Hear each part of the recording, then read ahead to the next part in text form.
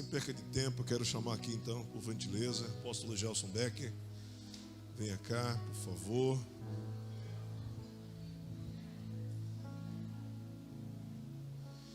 Quem esteve lá algum dia na ativação profética esse ano, lá na Cena Joinville? Quem teve? Quem esteve ontem lá? Ontem o pessoal, nós saímos de lá, era perto de quase 2 horas da manhã, né? O caminhão atropelou todo mundo lá, foi uma doideira, glória a Jesus. É uma construção. A gente já conversou um pouco ali, né, gente? É um prazer de verdade recebê-lo aqui na nossa humilde casa. E a gente entende que tudo isso é algo que Deus assim proporcionou, né? O Ezequiel sempre falava dele para mim, não, porque assim, cara, tal. Eu falava, então a gente começou a... o Ezequiel é teu fã, cara. Glória a Deus. Não vou falar mais nada, sem perca de tempo. Estenda sua mão para cá, por gentileza. Vamos abençoar o servo, o filho do Senhor. Se prepare, tá? Se desprenda daquilo que impede você de entender algumas coisas. Hoje o negócio a gente vai voar um pouquinho mais alto. Pai, em nome de Jesus, nós queremos assim abençoar a vida do teu servo, do teu filho. Te pedimos, ó Deus, que aquilo que o Senhor já colocou no seu coração, na sua mente, entendemos que ele está em nossa cidade, em nossa igreja por um propósito. Então que esse propósito, Pai, venha assim se cumprir. Eu sei que vai, porque tu és fiel, tu és maravilhoso.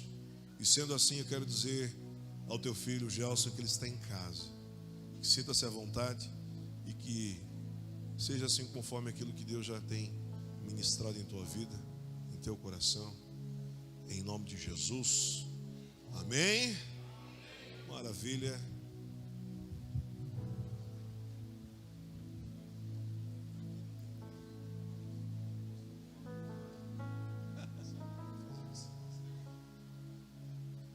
Boa noite, povo de Deus, graça e paz. Muito bom poder estar no litoral paranaense, servindo ao povo de Deus, à igreja, ao corpo, amizade, relacionamento, comunhão. Estou acompanhado de homens de Deus, pessoas especiais, pastor Rafael, Samir. Se vocês não escutam Fabiano Felipe nas ondas da Vertical FM, acompanhe e siga ele aí nos aplicativos. São os melhores companheiros para você comer um pastel de palmito da galáxia. Amados, eu organizei uma aula da Escola de Ativação Profética para ministrar aqui essa noite, cheia de ciricutico, cheia de situípe. E quando eu estou comendo o pastel, entro no carro com o pastor Selmo, vindo para cá, Deus fala no meu ouvido: essa noite, aqui em Paranaguá, vai ser semelhante à cidade de Icó, no Ceará. E não falou mais nada. Então eu disse, essa aula da Escola do Profeta, um dia no futuro a gente vai compartilhar e impartir com a igreja. Mas eu fiquei no carro ali orando, conversando, gabinete pastoral, trazendo a memória de como foi a ministração de uns 4, 5 noites em Icó, no Ceará. Com esse comando, eu tenho uma desconfiança no meu espírito do que vai acontecer hoje e o que vai acontecer numa janela de 6 meses com essa igreja local. Porque eu tenho a memória do que aconteceu com o pastor Natanael Brito, se eu não me engano, lá em Icó.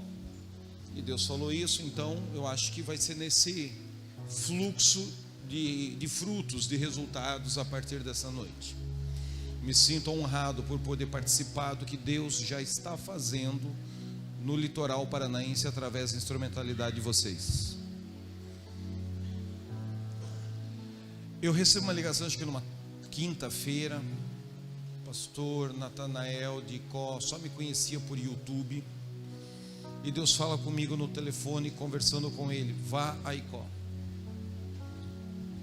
vá pregar lá.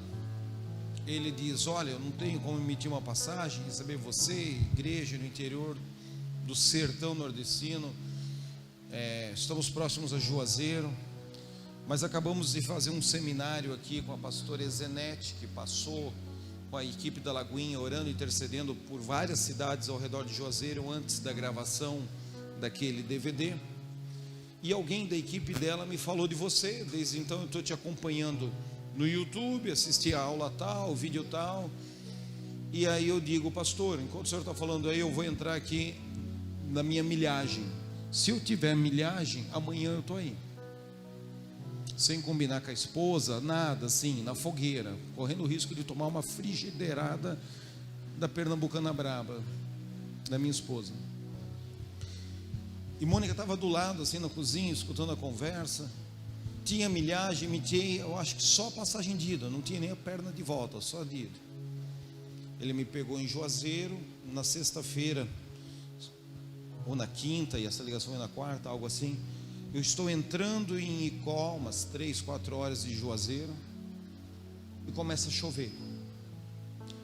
Um dos irmãos da igreja, num programinha de rádio local, disse: o apóstolo Becker acabou de entrar na cidade, e há 5 minutos que ele está na cidade começou a chover.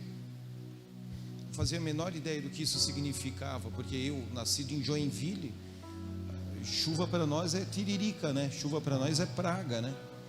E lá para eles, quando chove, então é sinal de bênção, sinal de Deus. Aí o pastor Natanael disse: quando chove, o sertanejo vai para a igreja. Até o católico visita a gente. É o sinal que ele entende que ele tem que ir para a igreja porque choveu. Então a chuva foi a nossa publicidade naquela noite. Já tinha uma igreja muito parecido com vocês, mas 200 e poucas pessoas. Espaço físico muito parecido com esse, um pouco mais baixo, não tão alto. E ele era um apaixonado por Jesus, caminhava com o pastor Pedro Eugênio lá de Fortaleza, que já tinha trocado telefonemas em algum momento da história.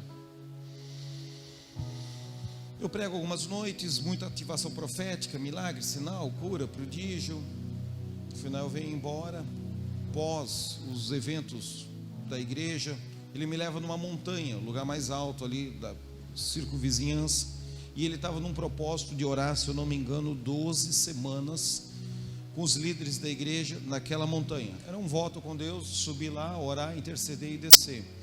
Não sei se ele estava no 8º, no 9º, no 10º de semana desse voto. E aí a gente ora, intercede, eu dou uma palavra profética para ele. Mas se eu não me engano, no sábado ou na sexta noite, a gente deu uns comandos proféticos quase que heréticos na adoração espontânea, na oração espontânea do altar da igreja em Icó. Por isso que eu entendo que quando eu sento do lado do pastor Selmo no carro e Deus fala que vai ser parecido com Icó, é esse tipo de oração abilolada da unção fora da caixinha que nós vamos fazer aqui essa noite. E vou para Recife. Acho que comprei a passagem, alguém doou milhagem, não lembro. Eu lembro que eu fui com a perna de ida, eu não tinha certeza da perna de volta. Voltei para Recife, eu estou com a minha esposa, meus filhos, na semana seguinte.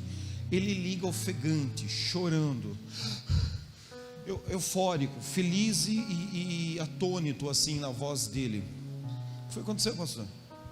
Acabamos de descer a montanha da oração, o número tal das 12 semanas. E aí, o que foi que aconteceu? O anjo. Que anjo, rapaz? O anjo. Que anjo? O anjo da cidade apareceu lá e conversou com a gente.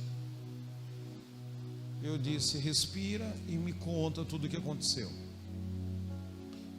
Na adoração e na oração espontânea, Deus me tirou do corpo e me levou embaixo da Basílica Católica, embaixo do altar da maior igreja pentecostal da cidade e embaixo de uma outra igreja pioneiraça lá do presbiterianismo.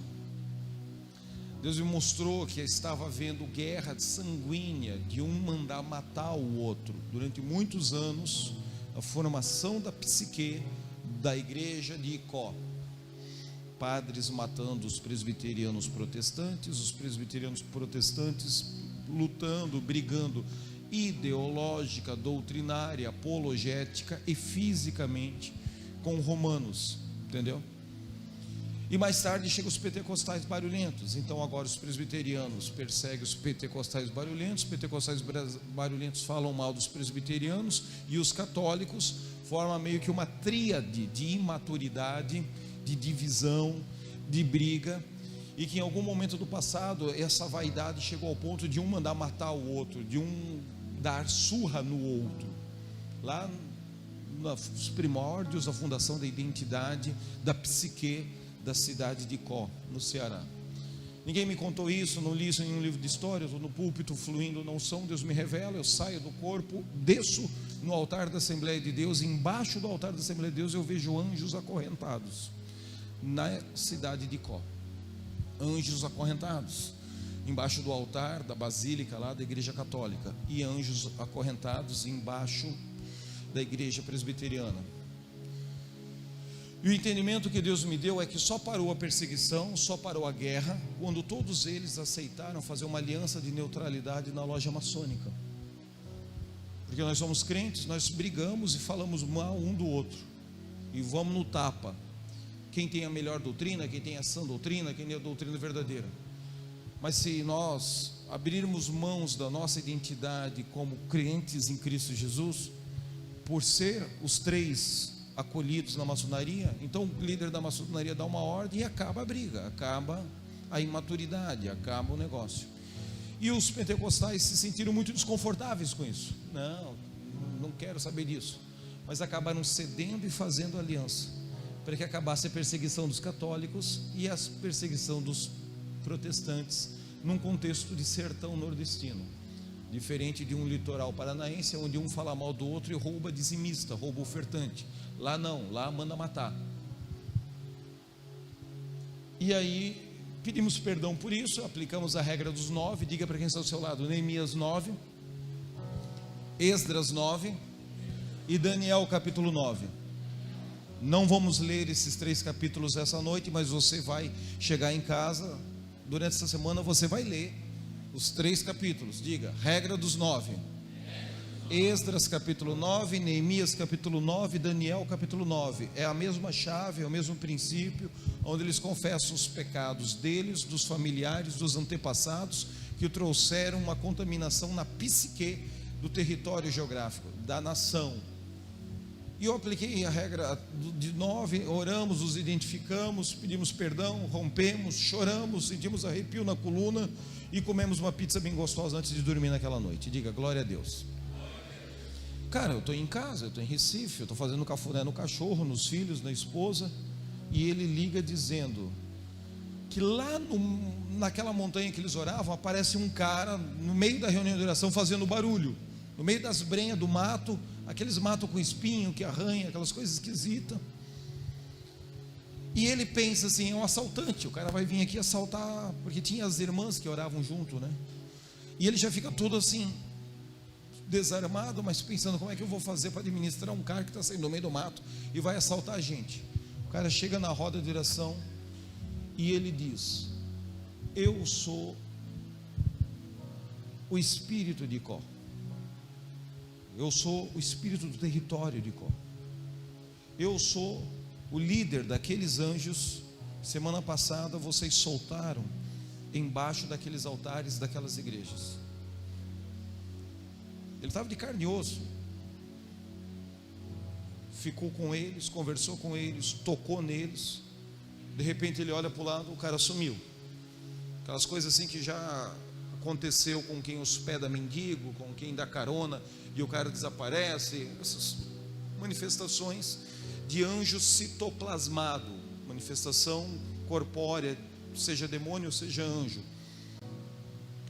Na feitiçaria egípcia eles chamam de incubos e sucubos, mas tem o objetivo de se materializar para fazer sexo. Não era o caso ali, nada diferente do que Abraão, que hospedou anjos, alimentou anjos, e na hora de ajudar a lavar a louça, aqueles anjos, sebo na canela, foram embora, mas deixaram uma promessa, que Sara seria curada, que haveria um descendente sanguíneo de Abraão e Sara.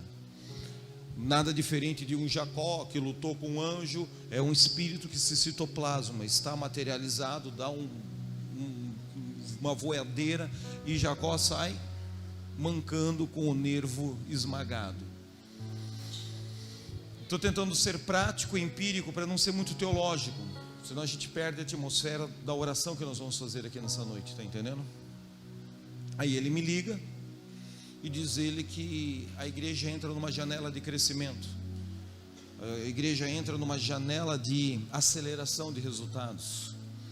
Em uma janela de aproximadamente 6 meses, ele vai para quase 800, 900 membros naquela igreja, que é uma estatística de crescimento muito grande. Se você considerar que ele estava a aproximadamente 3 horas de Juazeiro do Norte, e sertão, interiorzão, Barra Pesada, é onde os protestantes brigavam com os pentecostais com os protestantes, e ambos brigavam com os católicos e os católicos com eles. Bom, talvez vocês já tenham hospedado anjos aqui nessa cidade. Talvez esse mendigo na praça que veio conversar com vocês quando estavam orando, evangelizando, seja até um dos anjos dessa cidade.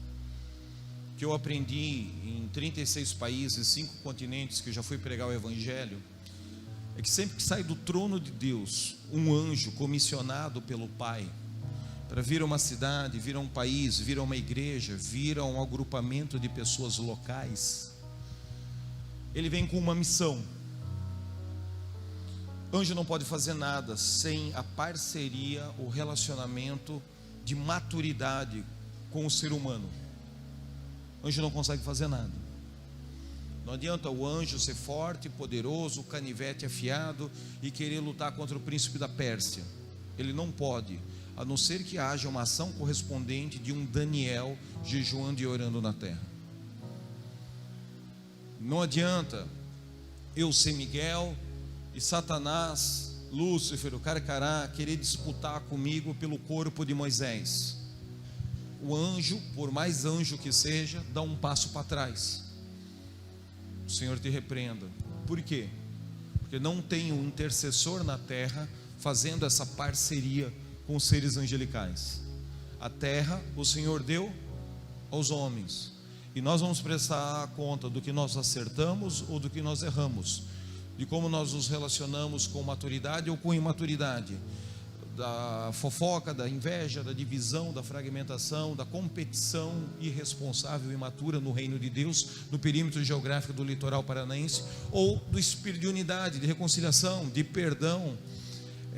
Diga para quem está ao seu lado: ele é feio, mas é meu irmão em Cristo. Eu o perdoo.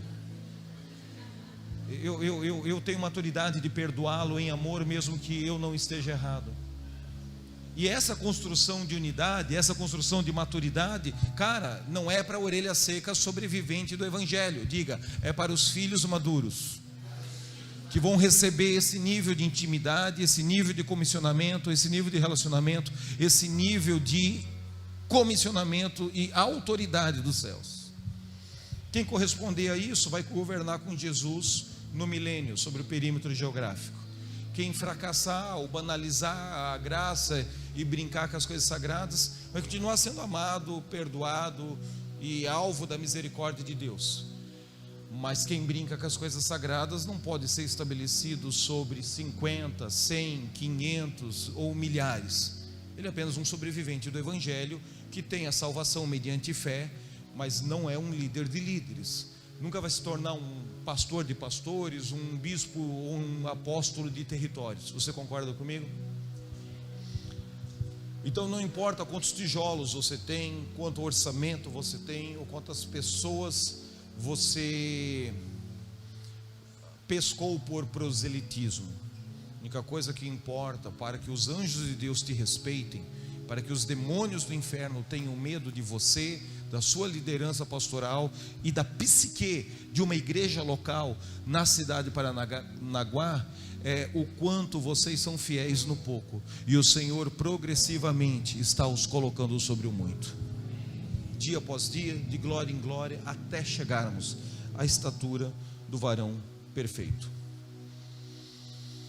Cara, Hoje o Nathanael não mora mais em Icó, tem família, vai lá. O vice-presidente da igreja assumiu a igreja, está tocando o ministério. Ele é um dos pastores da equipe da Izenete, da Lagoinha, no Moriá. Louvor, oração, trabalha lá em Belo Horizonte, serve o corpo de Cristo. Tanta coisa desdobrou na vida dele.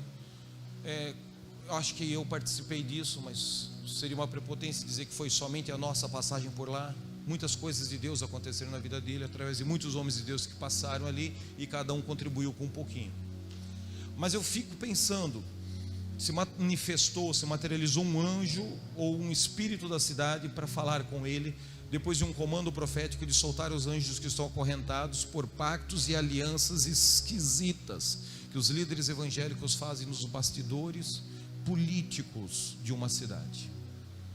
Eu não sei se líderes evangélicos que marcaram ondas de avivamento na história de Paranaguá se prostituíram, se drogaram ou se venderam para sistemas econômicos, financeiros, ideológicos, filosóficos, sincretizados com elementos das trevas, do paganismo babilônico. Eu não sei, talvez você saiba disso e possa me falar desse mapeamento melhor, porque você está na história de Paranaguá. Eu sei que Provérbios fala, e o salmista também reafirma, Deus escreve parábolas, publica enigmas na história de um povo, e cabe aos sábios, cabe aos reis, cabe aos nobres, conforme a tradução que você vai ter por equivalência dinâmica na língua portuguesa, procurar discernir esses códigos, receber a revelação dessas parábolas na história de um território. Pense agora nos avivamentos que marcaram os últimos 50 ou 100 anos de igreja evangélica em Paranaguá. Os primeiros apóstolos das Assembleias de Deus, Brasil para Cristo, Deus é amor, Evangelho quadrangular, os primeiros luteranos, presbiterianos, batistas, metodistas que vieram para cá há 300 anos atrás, há 200 anos atrás. Talvez o nome da cidade nem fosse o nome atual, talvez a psique, o inconsciente coletivo que dá uma personificação de energia no mundo espiritual e forma uma identidade de uma cidade, de um povo, de uma cultura, ainda nem estivesse formado. Imagine eles, cada homem que é enviado e comissionado para Deus, o primeiro padre, o primeiro arcebispo, a primeira basílica romana, ele é enviado para um território. E Jesus é um cara irresponsável que manda ele lá pregar o evangelho de mão vazia, ou manda junto com ele uma equipe de anjos, espíritos ministradores, para auxiliá-lo na tarefa de implantar o evangelho, estabelecer uma igreja e doutrinar um povo. O que você acha? Jesus é irresponsável, deixa o cara sozinho, ele com ele mesmo, ou Jesus manda uma equipe de anjos para auxiliá-lo? Sim ou não? O autor do livro de Hebreus diz: não são, pois, os anjos de Deus, espíritos ministradores enviados à terra para nos auxiliar, para nos ajudar, para nos servir, para ministrar a favor, junto com os santos que hão de herdar a salvação? E aí, pequenos avivamentos. Eu sei que o litoral do Paraná, Matinhos, Guaratuba, Caiobá, Paranaguá, subindo a serra, além de ter o palmito mais gostoso da galáxia, uma unção específica que vocês têm aqui, ele é marcado por pequenos avivamentos que começam a florescer e abortam, ao ponto de não um instinto de estabelecimento do reino e da sua justiça, mas um instinto primitivo de sobreviver com o salário do pastor. E aí, tá bom, nem precisa mais crescer, para que eu vou evangelizar mais? Já tenho 500 dizimistas, já tenho 500 ovelhas, já tenho 500 bode, já tenho 500 pessoas me dando problema nessa igreja local. Com isso é o suficiente para pagar o aluguel, pagar o carro, pagar as despesas, manter a igreja e contribuir com a denominação nacional. Isso acontece muito entre os brasileiros nos Estados Unidos. O cara começa a evangelizar e a oração dele é ter a sobrevivência e a manutenção da igreja e da família pastoral. Aí ele se acomoda: não, tá bom, estou feliz. Uma hora a gente fez um mapeamento espiritual de Orlando, tinha mais de 78 igrejas que se mantinham, mas nenhuma que fazia missões ou que influenciava a psique da cidade. De repente Deus mandou um cara chamado André Valadão, que quebrou com essa influência cósmica na psique de Orlando. começou a crescer, ao ponto dos pastores mais velhos dizerem: mas por que você cresce tanto? Para manter a família, para manter as coisas, 50, 70, 100 dizimistas aqui nos Estados Unidos é o suficiente. Esses vícios, esses hábitos, esses defeitos de formação da identidade de um líder, fruto de uma escola pedagógica antiga, ferida, impedem o platô de crescimento do evangelho numa cidade, seja no interior do Ceará ou aqui no litoral do Paraná. Uma coisa que eu tenho que dizer para você antes de começarmos a ler os textos bíblicos é que a identidade espiritual de um território, ela é meio que neutra. É um ser espiritual, ele é real, ele não é anjo e ele também não é demônio. Diga, é apenas uma personificação espiritual do inconsciente coletivo, desde os fundadores, os colonizadores até os dias de hoje. Isso é um ser espiritual. Ele existe. Ao longo das décadas, dos séculos, ele pode ir se tornando lenta e progressivamente parecido com um mendigo, porque o inconsciente coletivo dos padrões e pecados daquele território contaminam ele e levam ele a isso. Ele pode se tornar um rico, nobre, executivo, arrogante, soberbo, mas bonito, bem vestido, porque o inconsciente coletivo, os padrões de crença, os padrões de relacionamento, os padrões de comportamento, a substância espiritual produzida pelo pecado consciente ou pecado involuntário daquela cultura, leva ele para isso, entendeu? Lembro-me que amigos meus de Curitiba, Jucum, estavam numa missão evangelizando em ilhazinha do Caribe, que planta açúcar. Se não me engano era Barbados. Depois de um culto, o líder da equipe estava caminhando para a base lá da Jucum, e uma encruzilhada de terra no meio do canavial, um redemoinho de vento materializa um demônio. Ele não está tendo uma visão com o demônio, ele está tendo tato com esse demônio. É o espírito da cidade. Ele se apresenta de cartola, de bengala, elegante, anel de ouro, alinhado, negro, e fala: você veio aqui me confrontar? Você veio aqui me evangelizar? No meio da equipe tem pecado. Em você eu não vou tocar, mas os teus eu vou arrebentar amanhã. E desaparece. Ele faz todas as orações que um evangélico pentecostal foi treinado a fazer. Sangue de Jesus tem poder, está amarrado, vai embora, Jesus já te venceu na cruz do Calvário, maior é o que está em nós do que o que está no mundo. No dia seguinte, 3 tem um surto de cólera. Em uma semana começa a primeira morte na equipe dos missionários. Como é que se resolve isso? Diga, regra dos 9: confissão do pecado individual, do pecado familiar, do pecado coletivo da equipe, do pecado da nação e dos antepassados. Eu lembro-me que em Atlanta, o bispo Júlio Patrício, amigo meu, quando chegou como imigrante, estava na rua e uma limusine preta baixa o vidro. O cara de dentro da limusine fala com ele: você é o Júlio Patrício que veio do Brasil? Ele disse: sou. Quem é você? Você veio aqui para implantar uma igreja, para evangelizar, para pregar sobre Jesus? Vim. Nós temos muito sobre Jesus aqui, não precisamos de você. Anel, elegante, não viu o rosto completamente, porque era uma mistura de luz e escuridão dentro da BMW, uma unha grande, amedrontou ele, intimou ele, ameaçou ele.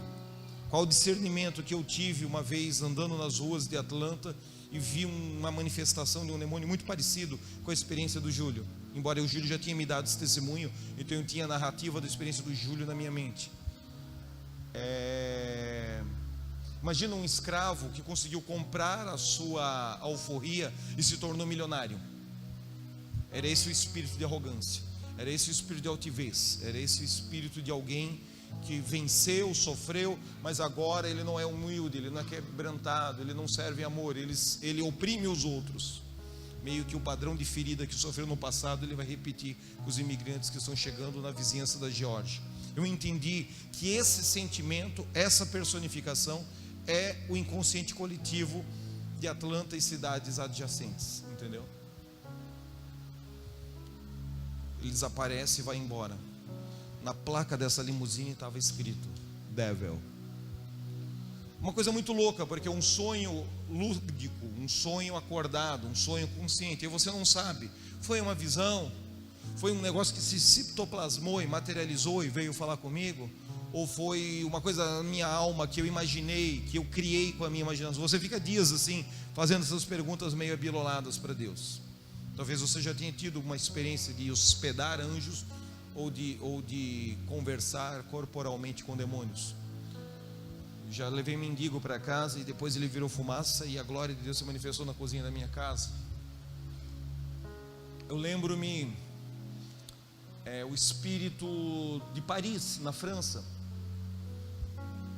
Enquanto tem essa personificação do inconsciente coletivo do povo daquela cidade, existe demônios territoriais que vêm oprimir e catalisar o mal, e existe anjos que Deus ministra e envia e comissiona para que a igreja daquele território trabalhe, ajude, funcione e rompe. Mas anjo não faz nada sem ação correspondência do espírito de unidade ou de um grupo de intercessores na terra. Entenda isso.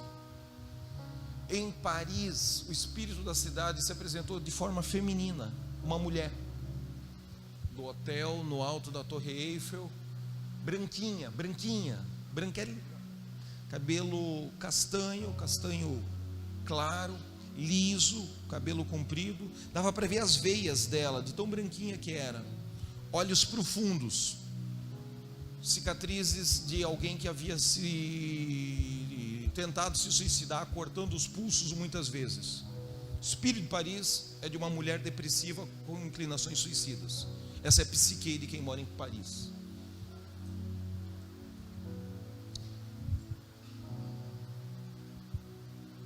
Uma vez eu estava em Araquari, aqui perto de Joinville, um demônio indígena se manifestou. Esse foi visão, esse não se materializou fisicamente para conversar com a gente, mas um demônio indígena em Araquari, violento, louco. Poderia falar aqui tantos lugares que Deus nos mandou para orar, para interceder, fazer atos proféticos, discernimentos de espíritos foram tidos. Por que eu estou dando esses testemunhos? Porque quando eu ativo um testemunho, a unção e o código espiritual correspondente a esses episódios, eu estou ativando sobre a vida de vocês. Vocês têm que ficar ligado que nas próximas semanas, dias, coisas estranhas vão acontecer. Anjos vão visitar vocês, demônios vão afrontar vocês nas encruzilhadas. Diga, não tenha medo. Mergulhe em Deus. E se porventura tiver alguma brecha, essa noite no altar, coloca em ordem. Deus não escolhe pessoas perfeitas para a batalha espiritual. Ele escolhe um bando de orelha seca, feito eu e você. Dos orelhas secas eu sou o pior. Mas o sangue de Jesus e a transparência com Ele no altar te dá fortalecimento, legitimidade e autoridade. Não assuma a identidade de um cara perfeito que não peca, ou que não planeja pecar na sua imaginação. Simplesmente exponha isso à luz, e o sangue de Jesus milhares de vezes nos purificará, nos fortalecerá e nos dará toda a autoridade para ciclos, temporadas e estações. Discernir o espírito de um território é mapear um povo, estudar a história dessa cidade, dessa nação. Lembro-me uma cidade ao norte de Recife chamada Paulista. Estávamos com evento, louvor, adoração, equipe de intercessores hospedados numa casa lá. Jejum, 40 dias, preparação para o congresso. Um dia à noite, descendo do carro, parece o espírito da cidade. Baixinho, chapéu, boina assim, aquele chapéu tipo que o meu avô usava, boinazinha, com uma mala grande, como se fosse a mala de um viajante. Comportamento de um cara que estava chegando de São Paulo para estabelecer e colonizar aquela cidade. Sorriu e foi embora. Os meninos no carro fizeram xixi. Tudo que acontece na hora de um exorcismo, ânsia de vômito, diarreia, passa mal, vomita, dor de cabeça, esses fenômenos aconteceram com eles. Eu disse: calma, gente, calma, vocês só viram um bicho feio aí. Sem medo, maior é o que está em nós do que o que está no mundo, porque ficar preso a uma fortaleza de medo legitima e dá autoridade, dá acesso a ele para a nossa alma. Escolas, aprendizados, níveis de treinamento que nem todo crente cristão bem intencionado está preparado. Mas se alegrem, regozijem, exaltem, louvem, glorifiquem a Deus. É isso que o Senhor tem preparado para vocês para esses próximos 6 meses.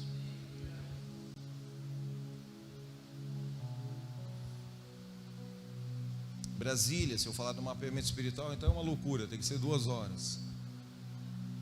Algumas cidades, Deus nos mostrou tanta coisa, levou tanta coisa, vimos tanta coisa, mas já foi suficiente esses testemunhos para ativar essa atmosfera angelical correspondente. O que você precisa entender é que no reino de Deus, numa pluralidade de multiforme graça do Evangelho, multiforme linguagens de comunicação das verdades da palavra de Deus, existem 3 grupos de pessoas. Diga: obreiro, que frutifica e é usado por Deus. Vamos usar essa expressão então. Diga: obreiro usado por Deus. Intercessor, frequentador de igreja, que Deus usa de vez em quando. Usa para curar enfermo, usa para expulsar demônio, usa para dar uma profecia, usa para dar um saramanaia na orelha do diabo. E depois ele vai comer pizza e diz: olha, aquela hora ali o fogo desceu, o relâmpago veio e Jeová mandou um anjo com uma foice na mão, cortou a orelha. Cara, que bom. Você era um orelha seca, esquentador de banco, agora você está disponível para o Espírito Santo de Deus. E estar disponível é o primeiro passo para começar a abrir os portais e se relacionar com o mundo quântico, se relacionar com o mundo espiritual, se relacionar, seja com anjo, com demônio. E essa fase de obreiro que é usado por Deus, cara, é inevitável imaturidades da alma, é inevitável acertar e errar. Diga: nenhum profeta se torna um profeta maduro porque nunca errou na profecia. Não existe isso. Deuteronômios 13 e Deuteronômios 18. Deuteronômios 13 e 18 tem uma diferença entre o profeta que profetiza e o sinal, o prodígio, a profecia se cumpre, mas ele diz: vamos e sirvamos a outros deuses, prostremo-nos e adoremo-nos.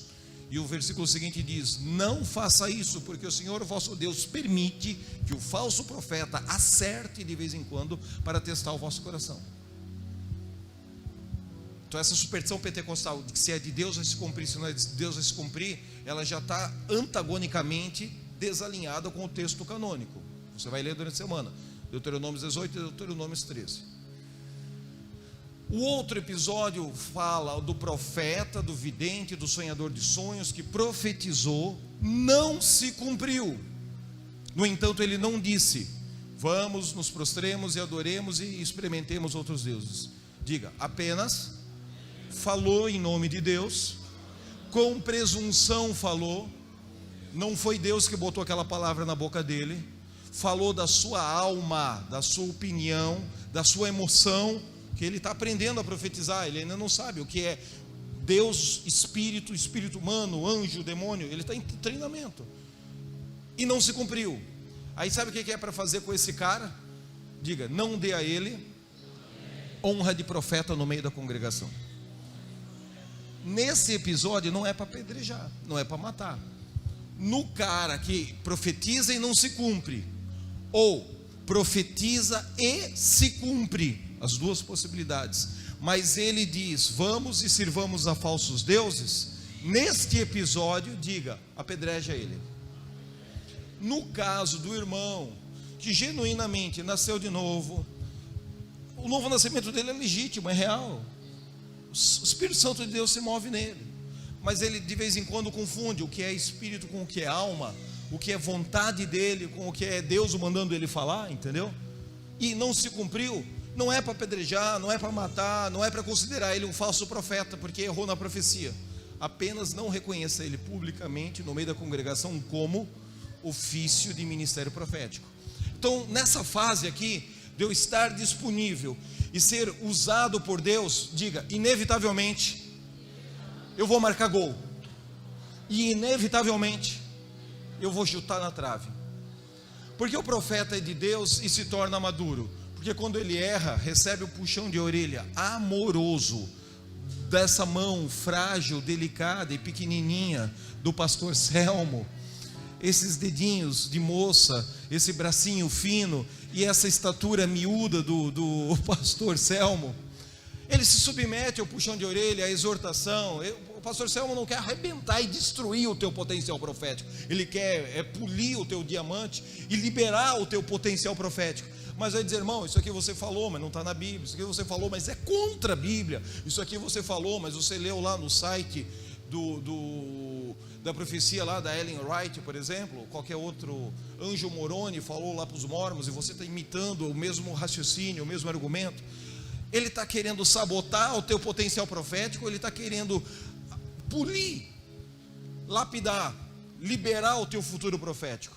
Então eu descubro se esse profeta é de Deus e tem potencial, apesar de ter errado na profecia, ou se ele é uma espinha encravada, um elemento de conflito, imaturidade, divisão no meio da congregação, usando de alguma falsa trejeito profético, porque na hora da exortação ele não se submete ao pastor. Diga, profeta tem o melhor, o maior, o mais extraordinário laboratório profético para exercitar os seus dons. Sabe como é o nome do laboratório profético onde eu devo exercitar os meus dons? Igreja local. Não, mas eu sou profeta e ele é teu pastor. Suficiente, porque quem tem pai espiritual é exortado e se submete a puxão de orelha. Diga, quem é bastardo, profeta bastardo, Hebreus diz que não tem exortação. Então você está aqui, nessa onda, ser usado por Deus. Cara, você nunca jejuou, jejua 3 dias, jejua 7 dias. Eu tinha 14, 15 anos de idade, eu comecei a jejuar, comecei a orar, comecei a ler a Bíblia. Aos 15, 16 anos eu ia para a escola orando em línguas e demônio incorporava na calçada, vindo ao meu encontro.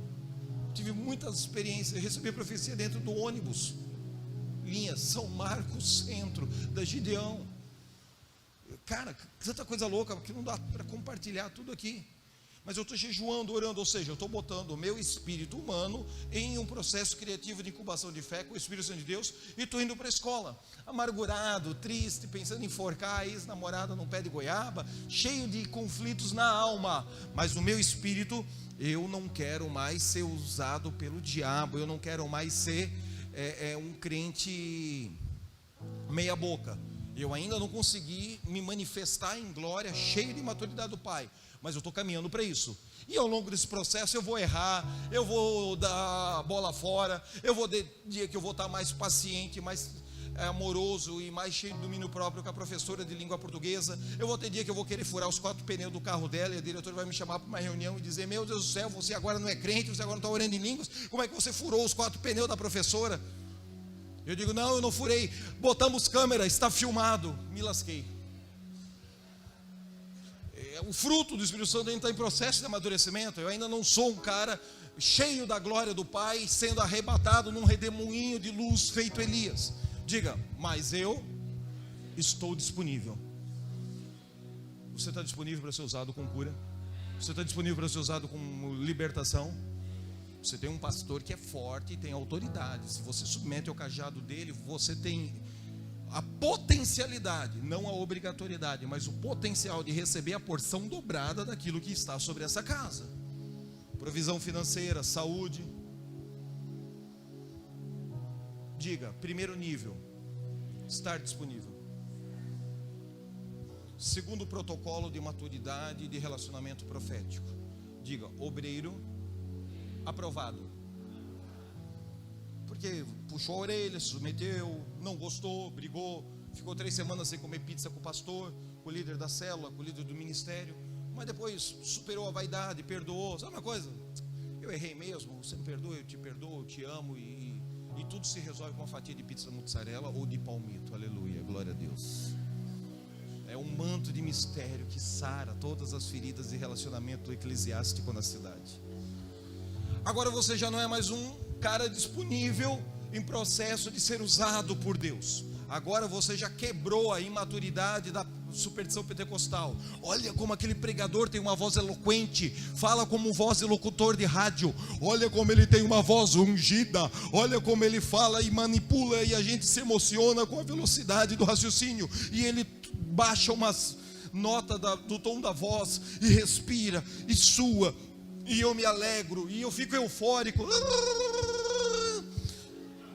Cara, nada contra todas essas coisas, mas sabia que até o Roberto Carlos, quando faz show e joga as house, as velhas choram, se emocionam no cruzeiro dele lá, ficam felizes da vida?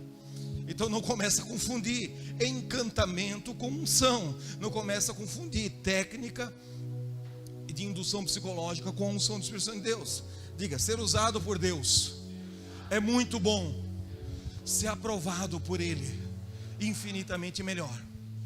Isso quer dizer que eu sou um obreiro perfeito, que eu não vou errar? Não. Isso quer dizer que você é um obreiro que já passou por umas escovadas e umas chineladas na bunda e se submeteu a um cajado pastoral.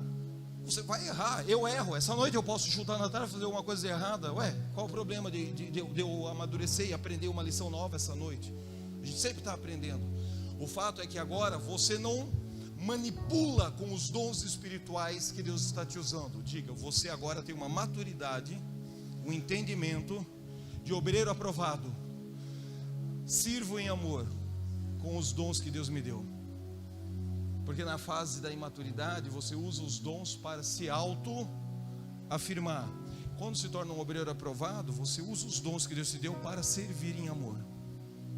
E se não me der uma oferta boa? Servir em amor. E se eu só vou lá se me der uma oferta boa? Ainda está nesse protocolo de treinamento aqui. Está começando, ele ainda tem que alongar. O negócio dele é pilates. Ele ainda não está pronto para os músculos, para os halteres pesados. Entendeu, igreja? E qual é o terceiro protocolo de relacionamento? Cara, aqui é a doideira. Aqui é onde a gente vai se relacionar com Deus. Não estamos prontos para isso, mas é aqui o nosso lugar. Diga: usado por Deus, aprovado por Deus, conhecido no conselho dos profetas. O terceiro protocolo de relacionamento é homens e mulheres que se tornaram na terra conhecidos no conselho de profetas. Você anda na rua, os demônios têm medo de você, eles te conhecem. Você anda na rua, os anjos te auxiliam, eles ministram e servem ao teu favor. Os anjos te conhecem. Teu espírito já foi levado 1, 2, 200, 300, 5, 15, 20 vezes a um ambiente do mundo espiritual, a um local do céu chamado Assembleia dos Profetas, Conselho dos Profetas. Você tem voz. Eu já estive no Conselho dos Profetas só ouvindo e não falei nada. Conheço pessoas que já estiveram no Conselho dos Profetas e interagiram com perguntas e respostas. Diga: ser conhecido e ser recebido no Conselho dos Profetas é muito mais profundo do que ser um obreiro aprovado, que não tem do que se envergonhar. Você vai dizer assim: esse cara comeu home office estragado, é um herege que está ensinando tantas coisas bonitas para nós, mas não citou nenhum versículo bíblico até agora. Aonde está escrito isso nas Escrituras? Vários lugares, mas eu vou te dar só um, o suficiente para fundamentar o que eu estou ensinando aqui essa noite. Abra sua Bíblia no livro do profeta Jeremias e abra no capítulo 23.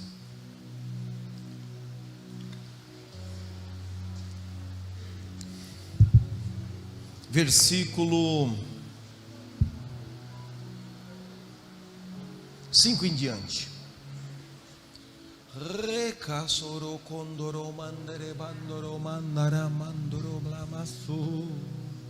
Nova VI. Nunca li na Nova VI, mas vamos testar, vamos ver a Nova VI. Dias virão, declara o Senhor, em que levantarei para Davi um renovo justo, um rei que reinará com sabedoria e fará o que é justo e certo na terra. Segue adiante. Em seus dias Judá será salva, Israel viverá em segurança, e este é o nome pelo qual será chamado: o Senhor é a nossa justiça. Diga, Tsiknu Yahvé, o Senhor é a nossa justiça. Próximo. Portanto, vem dias, diz o Senhor, em que não mais se dirá: juro pelo nome do Senhor que te trouxe os israelitas do Egito, mas se dirá: juro pelo nome do Senhor que trouxe os descendentes de Israel da terra da Babilônia, da Síria. Essa tradução fala da terra do norte, de todas as nações para onde os expulsou, e eles viverão na sua própria terra. Isso aqui é uma profecia que Jeremias havia dito: arrependam-se, vocês vão ser escravos na Babilônia. Os outros profetas diziam: que se arrepende o quê? Jeremias é um doido, um maconheiro, um louco. Aquela igreja lá, as pessoas caem no chão, estribucham, riem, o cara põe a mão na cabeça, mela a testa com zóio, com mirra, com azeite. Entrou tanto azeite na minha orelha, fiquei uma semana com a mirra queimando no meu tímpano. Está tendo um conflito na cidade, está tendo um conflito na psique de Judá, está tendo um conflito na psique de Jerusalém e Israel. Entre Jeremias, é um homem de Deus que está profetizando: parem de oferecer bolos e sacrifícios à rainha dos céus nas ruas de Judá, arrependam-se. E os outros profetas e as mulheres estão dizendo: não vamos parar não, porque é a nossa prosperidade, é a nossa riqueza, o nosso dinheiro vem da rainha dos céus, vamos continuar oferecendo bolo para ela nas ruas. Então tem um grupo de profetas dizendo: Jeremias é bilolado, não sei o que está falando. E estão profetizando exatamente o que os príncipes, os nobres, os magistrados, o rei quer ouvir. E existe um cara meio abiloladinho, existe Isaías, existe vários profetas pré-exílio babilônico chamando o povo ao arrebatamento. E assim, você não é vítima de um falso profeta, você é cúmplice, você se associou a ele. Ai, pastor, lá naquela igreja como eu sofri. Você devia ter o discernimento de uma topeira que ficou 30 anos lá, credibilizando e legitimando, porque o Espírito Santo de Deus não sussurrou no seu ouvido que alguma coisa estava de errado, ou te era conveniente ficar ali. Não me era conveniente, mas eu tinha tanto medo da opressão, da manipulação, do autoritarismo daquele líder, que não tive coragem de romper. Bom, de alguma forma, ele errou muito. Diga, eu errei pouco, porque tenho contra eles que não se prostituem com Jezabel, não praticam as obras de Jezabel, mas toleram Jezabel, que é o nível básico de castrar a nossa autoridade profética e de botar uma corrente na nossa perna ou no nosso pescoço. Diga, essa noite todo esse lixo cai por terra, pela maturidade e pela resposta à luz da palavra de Deus.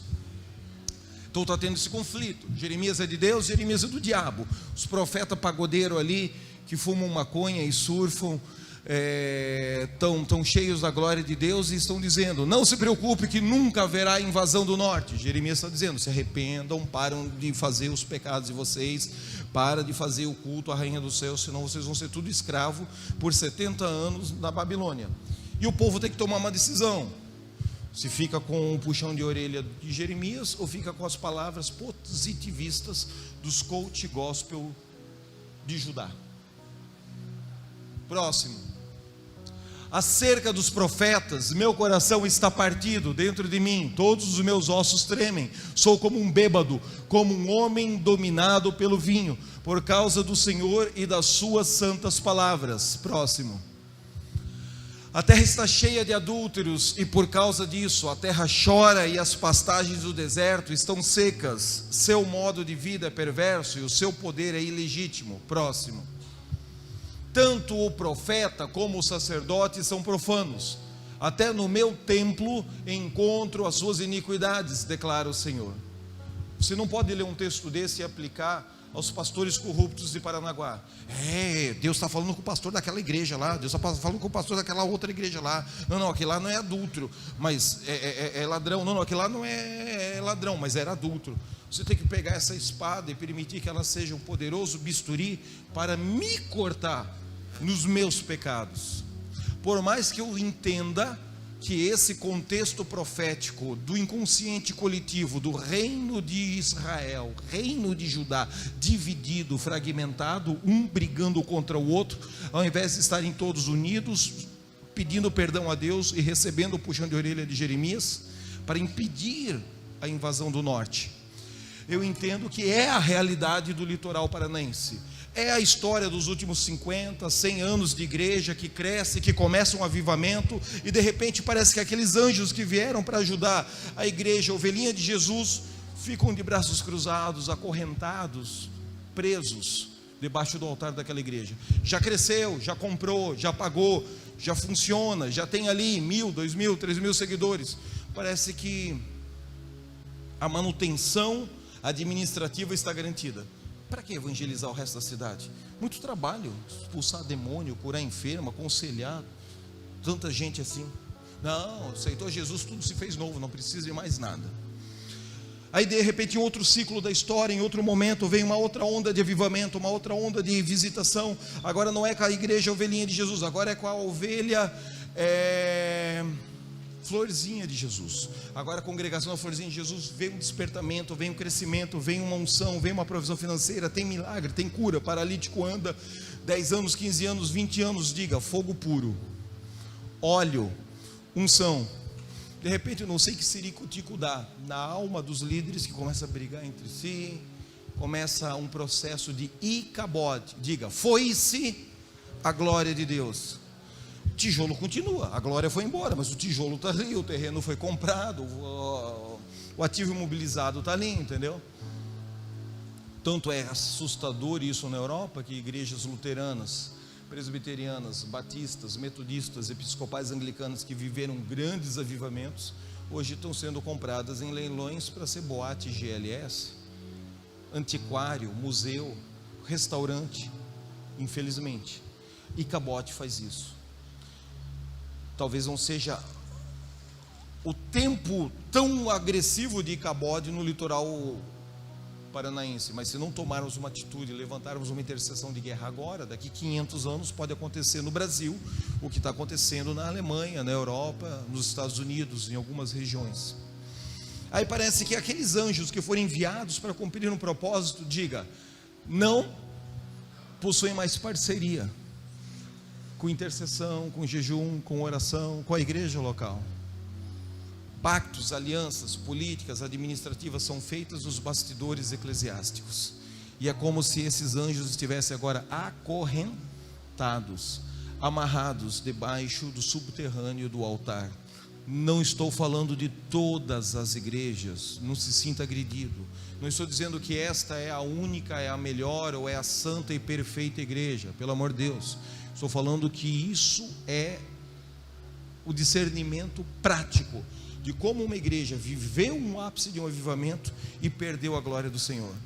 É isso que acontece com Eli, é isso que acontece com Ófines e Finéias, e é por isso que Deus desperta o espírito do jovem Samuel para uma reforma espiritual, uma reforma apostólica profética.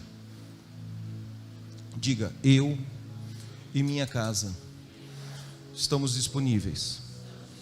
Espírito Santo de Deus, usa a minha boca, usa a minha instrumentalidade, apesar da minha inconstância, dos meus medos, das minhas dúvidas. Diga: eu estou disponível. Eu vou errar, eu vou acertar, mas treina o meu espírito para servir em amor.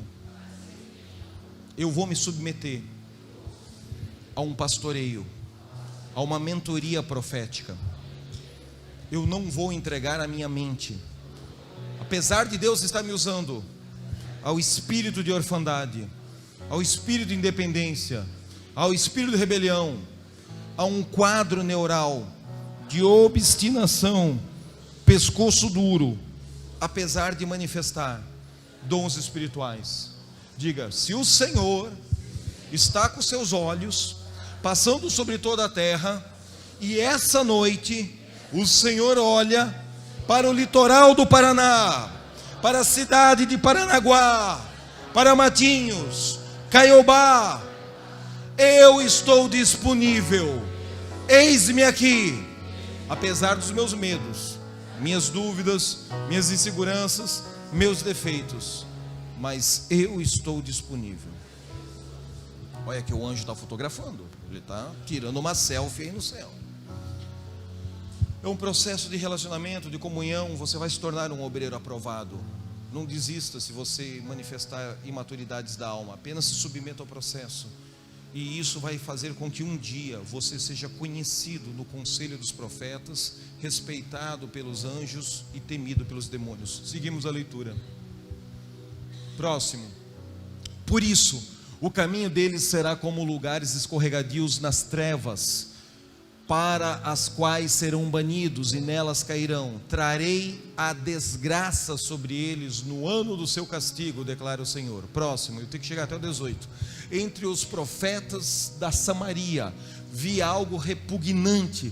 Eles profetizaram por Baal e desviaram os caminhos de Israel, o meu povo.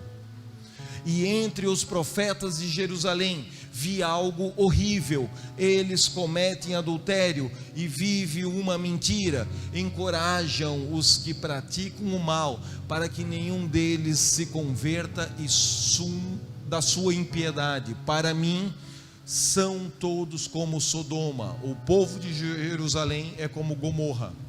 Cara, é uma profecia pesada. Você está vendo que Jeremias está bravo. Jeremias não está açucarado hoje. Próximo versículo. Por isso assim diz o Senhor dos exércitos acerca dos profetas: eu os farei comer comida amarga e beber água envenenada, porque dos profetas de Jerusalém saiu a contaminação das nações, diz a minha tradução. Essa tradução diz: a impiedade se espalhou por toda a terra. Existe uma outra tradução que diz que dos profetas de Jerusalém saiu os feiticeiros para toda a nação. É uma outra tradução. Próximo versículo.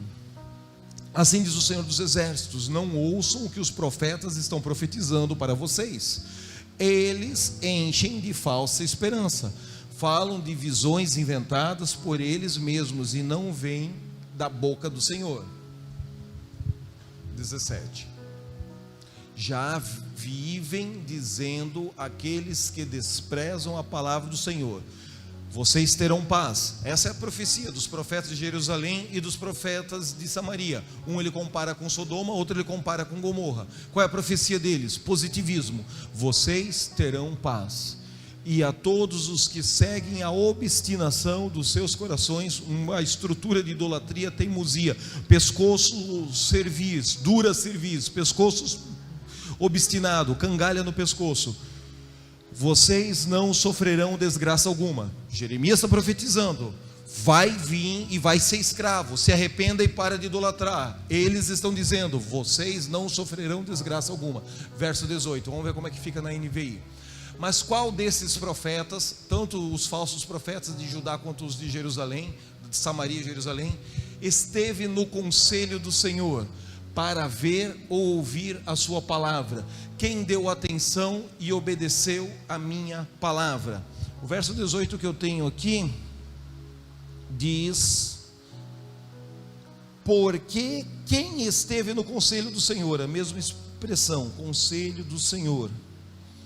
Qual desses profetas um dia conheceu os pensamentos secretos do Eterno? Acho que é a linguagem de hoje.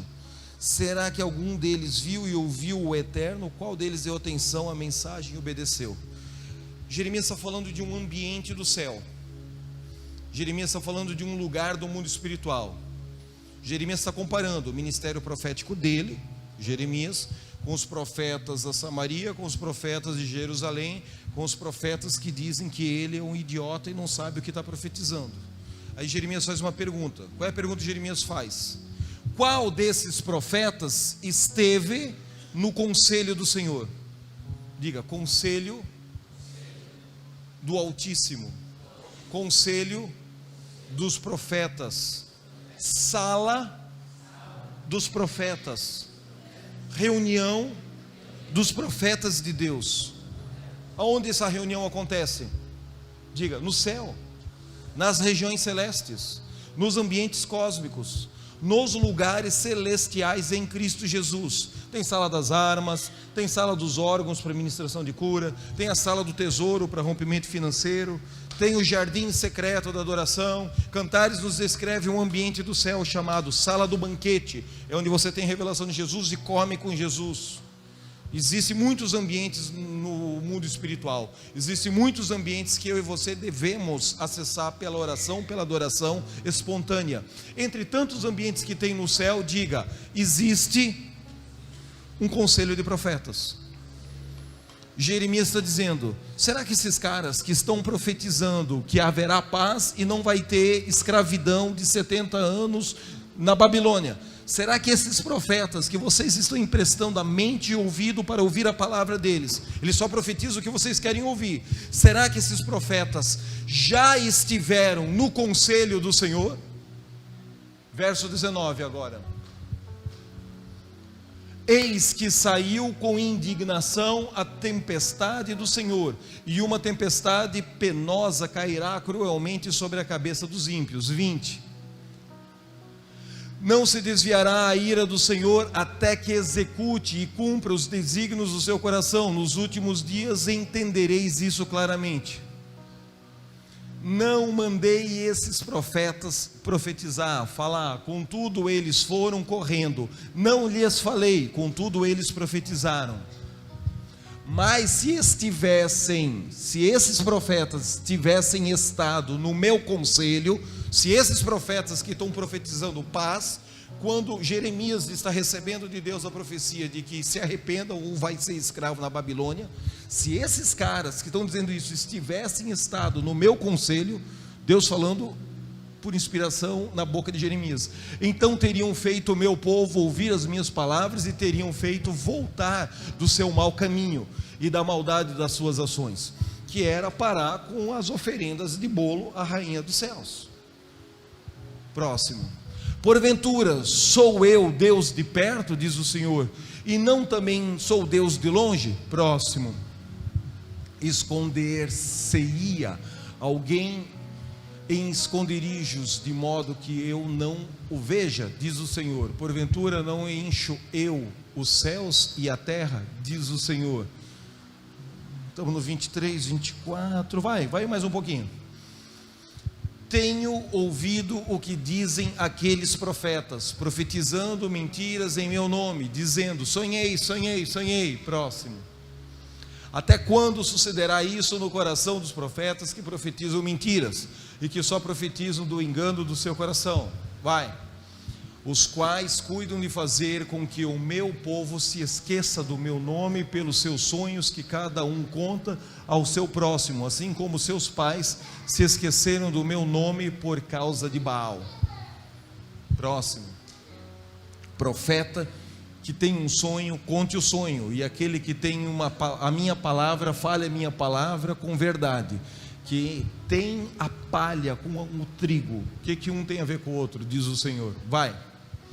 Porventura minha palavra não é como um fogo, diz o Senhor, e como um martelo que esmiuça a penha? Próximo. Já vai acabar o capítulo. Portanto, eis que eu sou contra os profetas, diz o Senhor, que furtam as minhas palavras, cada um ao seu próximo. Você não pode isolar esse versículo e dizer que Deus é contra o ministério de profetas. Ele é contra os profetas da Samaria, contra os profetas de Jerusalém, que estão manipulando o povo profeticamente.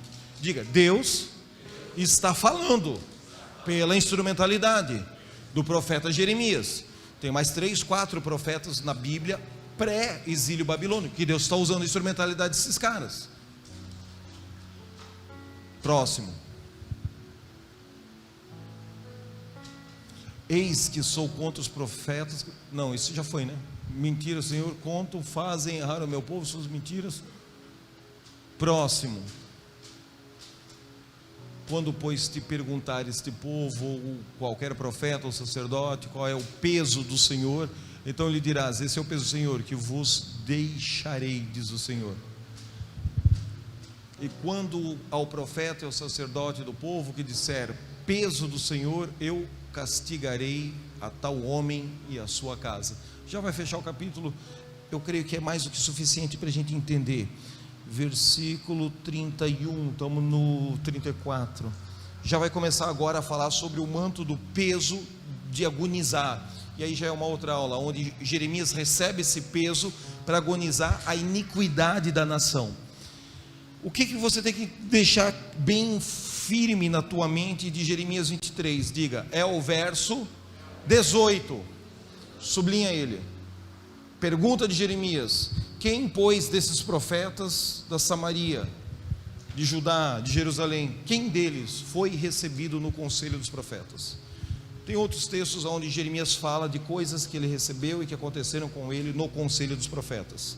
Mas eu acho que você já entendeu que existe um ambiente no mundo espiritual, um ambiente no céu, um ambiente em Deus, onde os profetas de Deus se reúnem. É lá? Ou você acha que o Samuel, Moisés, Elias, os profetas, os apóstolos, Pedro, Tiago, João, estão tudo dormindo lá no céu, esperando Jesus trabalhar sozinho? O sono da alma é uma teoria complicada da teologia reformada protestante. Mas eles não estão dormindo, eles estão lá, trabalhando junto com a nuvem de testemunhas. O que a nuvem de testemunhas, os abortos, os mártires estão clamando junto à base do trono de Deus? Apocalipse capítulo 12, diga, até quando haverá injustiça? Diga, até quando o nosso sangue inocente terá sido derramado na terra, e não haverá castigo, e não haverá justiça, e não haverá juízo? Se eles estão clamando junto à base do trono de Deus, não podem estar dormindo. Esses profetas, do conselho do profeta, se reúnem com Deus. Cara, eu estou me sentindo assim meio desconfortável com essa teologia. Parece kardecista, reunião de espírita que vem falar com a gente. Não. Talvez você já tenha sido recebido por alguns minutos ou segundos no conselho dos profetas. Diga, Apocalipse capítulo 4, capítulo 5. Diga, eu chamo para adorar comigo, para adorar com essa igreja, para adorar lá em casa, lá na minha empresa. Diga, eu chamo, eu convido, eu misturo a minha adoração, a minha intercessão com os 24 anciões, com os 4 querubins, seres viventes, com os 7 Espíritos de Deus que ardem diante de Deus e são enviados a toda a terra. Eu misturo o meu quebrantar do meu coração com o som dos raios, dos relâmpagos, dos trovões que saem da base do trono de Deus. Diga, eu adoro, eu invoco a Jesus, cercado de anjos, arcanjos, querubins, serafins, que vem à cidade de Paranaguá, que vem se reunir domingo à noite com os irmãos da cena, para juntos nós nos rendermos ao eterno. Você está entendendo isso? Você não está adorando o anjo, você não está rezando para o querubim, e você também não está acendendo uma vela para um dos 24 anciões. Diga, para quem que eu estou adorando? Para quem que eu estou direcionando o meu culto? Para quem que eu estou direcionando a minha adoração? Diga, para Jesus. Cercado desses seres angelicais que adoram, celebram, dançam, pulam, chacoalham as suas vestes e começa a cair pó de ouro, pó prateado, pedras preciosas no meio da adoração espontânea da igreja. Você consegue entender essa violência profética? Você consegue entender essa atmosfera? Se você está aqui na fase do disponível, diga, ser usado por Deus. Se você está aqui na fase do profeta em amadurecimento, ser aprovado por Deus. Ou se você está aqui no protocolo do homem e mulher de Deus que caminha na cidade de Paranaguá, mas é conhecido no conselho dos profetas lá no céu, não importa, é uma questão de tempo, é uma questão de perseverança, é uma questão de caminhar junto, é uma questão de não morrer e não ser sepultado na escola do deserto, é uma questão apenas de vencer o espírito de independência, de orfandade, de rebelião e de obstinação, que bombardeia a mente de qualquer obreiro, qualquer evangelista, qualquer pastor auxiliar, qualquer ministro de louvor que é seduzido. Esse pastor ali é muito esquisito, aquele que veio lá de Santa Catarina é um comedor de home office, pior ainda, vamos dividir aqui, pegar os dizimistas e abrir outra igreja. Já aconteceu isso na psique dos últimos 100 anos de Paranaguá, sim ou não? Ele deixou de ser um homem de Deus? Diga, não, ele é um homem de Deus, porém ele nunca foi aprovado. Ele só é bom de oratória e manipula um punhado de gente, e quem se associa às vezes sofre. Não estamos aqui para rogar praga, mas eu não quero ser apenas usado por Deus, eu não quero apenas ser aprovado por Deus, eu quero ser usado, eu quero ser aprovado, e diga, eu serei conhecido no conselho dos profetas. Um líder bem resolvido, um líder emocionalmente sarado, ele nunca vai dizer, vocês são proibidos de ir naquele congresso. Ele vai dizer, vai lá, se o negócio é bom, até eu quero ir lá no dia seguinte, porque ele é um líder bem resolvido. Ele reconhece o que ele tem de ferramentas, de unção, de poder de Deus no ministério dele, e se o outro tem algo que ele não tem, por que nós não vamos comer um pastel junto? Ele é um cara bem resolvido, emocionalmente curado, sarado. Se ele é um líder inseguro, que usa os dons espirituais para manipular, para controlar, e jamais foi submisso a um puxão de orelha, a uma exortação, ele é de Deus, mas é bastardo de Jeová, ele não é filho de Jeová, conforme a narrativa de Hebreus. Então ele vai ter que criar o quê? Culpa, medo, opressão, chantagem, diga, espírito de controle. Não, você é doido, se você entrar naquele canal de YouTube e assistir a pregação daquele maluco, você está excluído, você está disciplinado. O quê? Você foi lá pedir oração para aquele pastor careca barbudo? Segunda-feira eu quero uma reunião com você e com toda a tua árvore genealógica. Ele não é do diabo, diga, ele é de Deus, mas é ferido, entendeu? É doente, ele precisa do nosso amor, da nossa ajuda, ele precisa passar aqui pela escola dos livres, libertos, como é que é? Livres, ele tem que passar por esse tipo de ferramenta para ajudar ele. Ao longo de 10 anos, 5 anos, 20 anos, 40 anos, diga, ao longo de uma vida de processo de amadurecimento, errando e acertando, mas recebendo um puxãozinho de orelha, um aconselhamentozinho pastoral, que não me destrua, mas que me traga o prumo e o equilíbrio da palavra de Deus. Em algum momento, diga, eu e minha casa seremos conhecidos no conselho dos profetas. Os demônios vão ter medo dos meus filhos, os demônios vão ter medo da minha esposa, os demônios vão ter medo, os anjos vão respeitar os meus filhos, os anjos vão respeitar a minha família, até o meu cachorro vai ser ungido, quando ele latir, os demônios vão bater em retirada.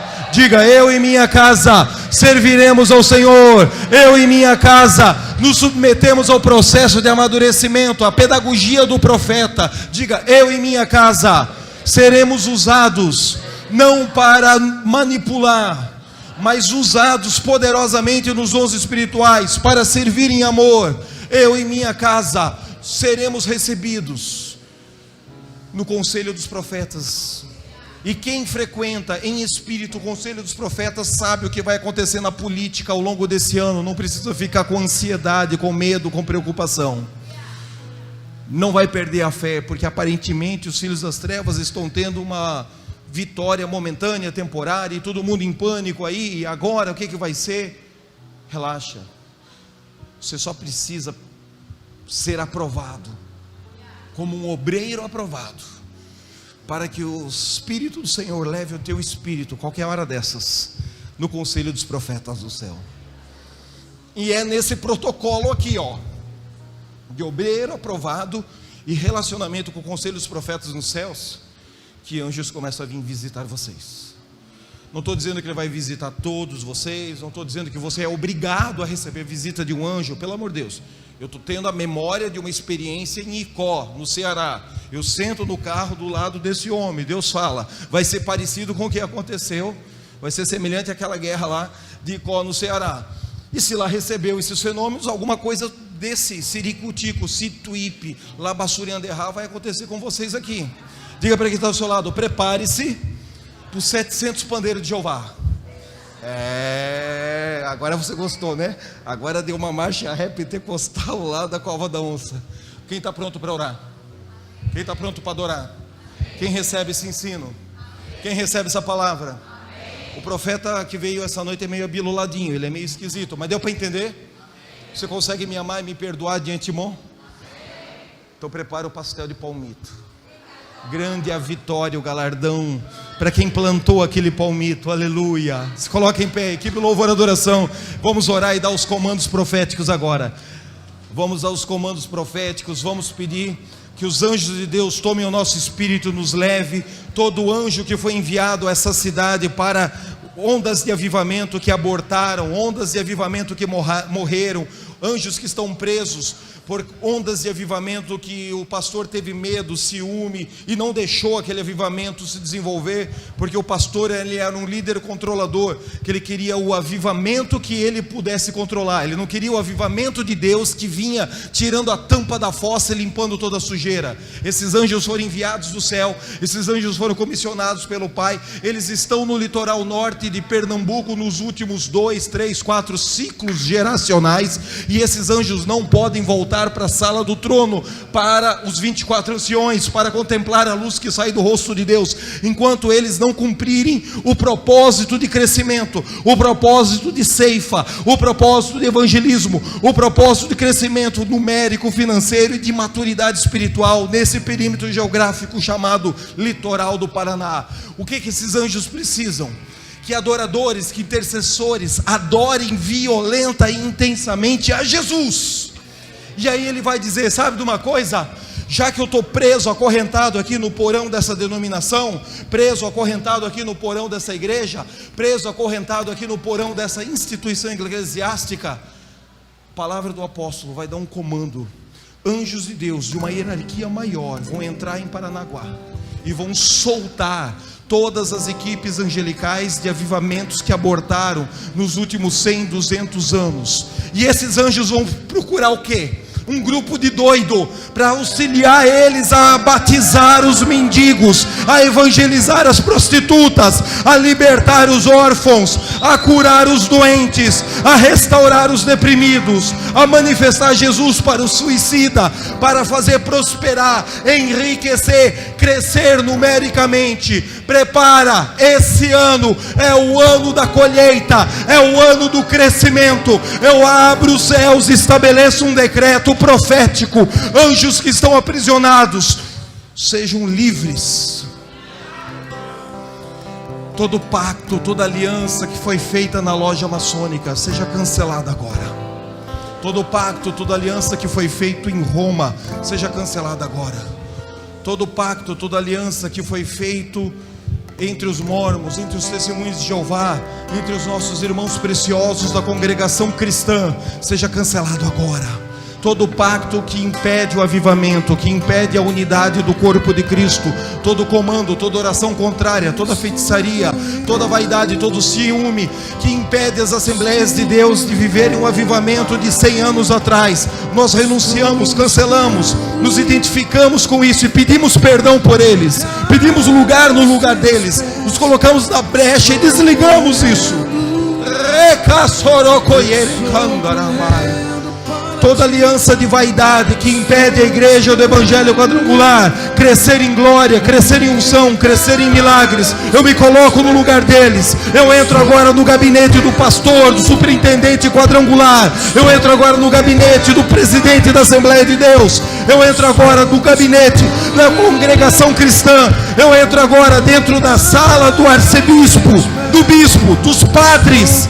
Não me recebem fisicamente, eu entro no Espírito, eu entro no Espírito. Não me recebem fisicamente. fisicamente, eu entro no espírito e coloco fogo, pedras de fogo, brasas de fogo sobre a cabeça deles. Espírito de unidade, espírito de reconciliação, vem sobre Paranaguá. Espírito de unidade, espírito de reconciliação, vem sobre essa geração de filhos e filhas de Deus.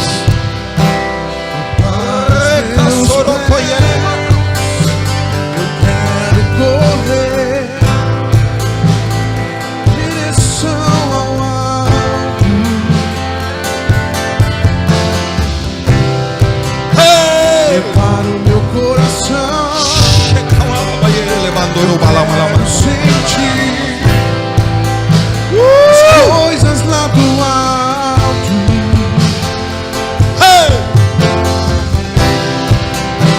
Prepara os meus pés, eu quero correr em direção ao alto.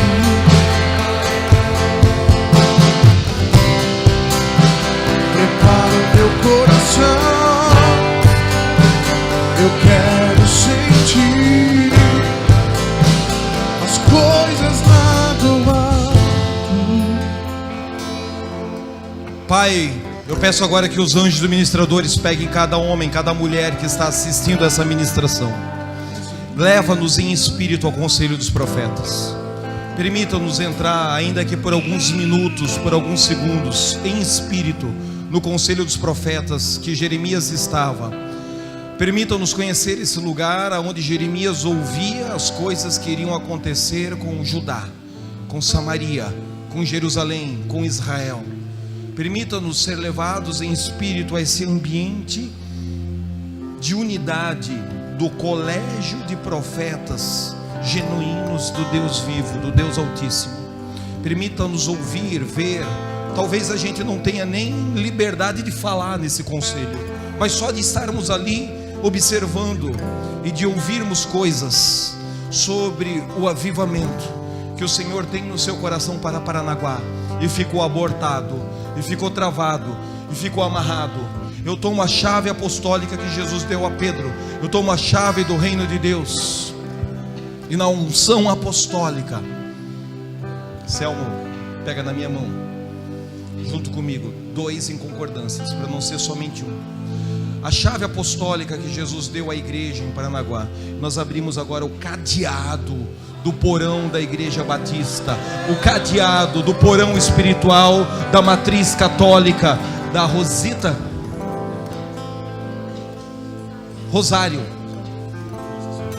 Abrimos o portão da congregação cristã, da Assembleia de Deus, da Quadrangular, da Visão Missionária, da Deus é Amor, e declaramos todo anjo, toda equipe angelical, todo aborto que foi enviado e começou a se manifestar nesse perímetro geográfico do litoral paranaense, através desses apóstolos, desses evangelistas, desses pioneiros da pregação do evangelho, e por algum motivo abortou, parou, morreu. Briga, inveja, ciúme, adultério, pornografia, prostituição, roubo, conspiração na loja maçônica, conspiração e difamação contra eles. Nós pedimos perdão por todos esses pecados e removemos esse lixo da mente de Paranaguá, do território litoral paranaense.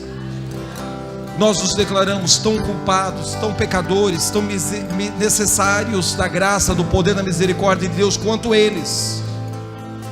Mas nós damos um comando: anjos de Deus que estavam aprisionados, sejam soltos, subam na sala do Deus e contemplem o rosto do Senhor.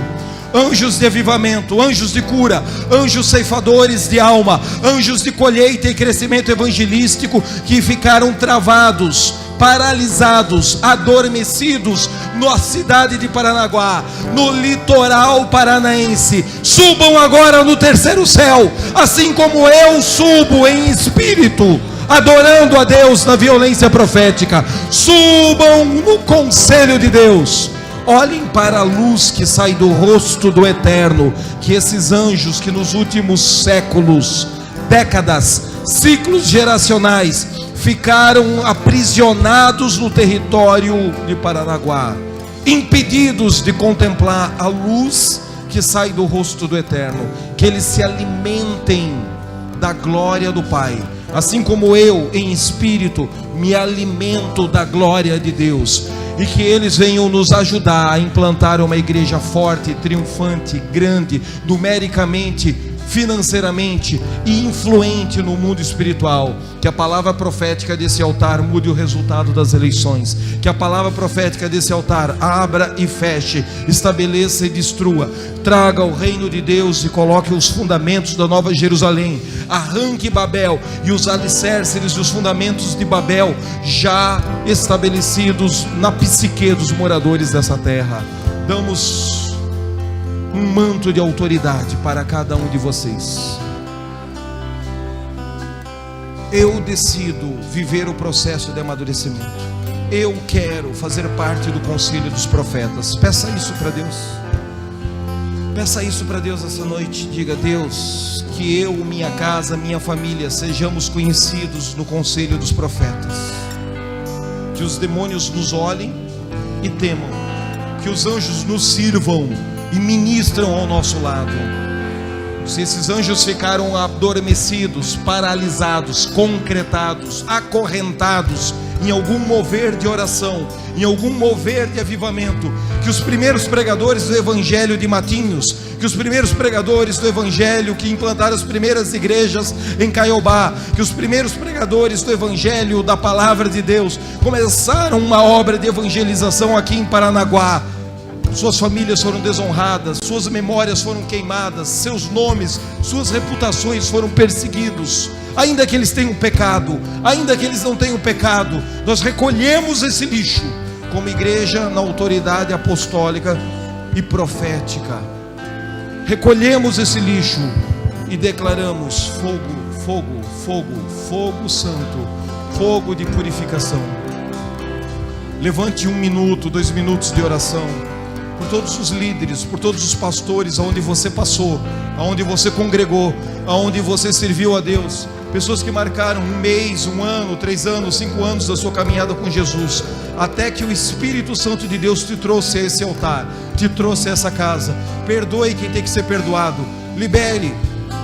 Se você errou, peça perdão no mundo espiritual e fale com Deus agora. Solte as ataduras da alma, solte as ataduras do espírito.